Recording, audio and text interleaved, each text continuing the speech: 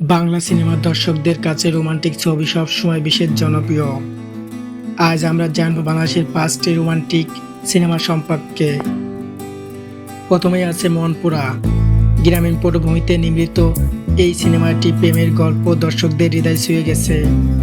অভিনয়ে ছিলেন চঞ্চল চৌধুরী এবং ফারহান মিলি।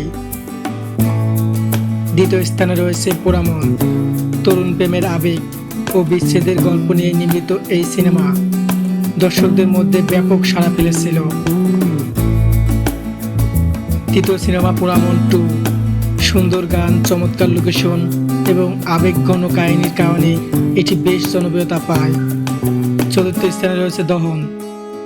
প্রেম, সম্পর্ক এবং জীবনের নানা বাস্তবতাকে কেন্দ্র করে নির্মিত এই সিনেমা দর্শকদের প্রশংসা কুড়িয়েছে।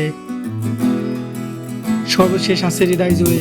রোমান্স ও আবেগ ভরপুর এই ছবিটি দীর্ঘদিন ধরে দর্শকদের মনে জায়গা করে রেখেছে। আপনার প্রিয় বাংলাদেশি রোমান্টিক সিনেমার নাম কমেন্টে জানান। ভিডিওটি ভালো লাগলে লাইক, শেয়ার এবং চ্যানেলটি সাবস্ক্রাইব করতে ভুলবেন না। ধন্যবাদ।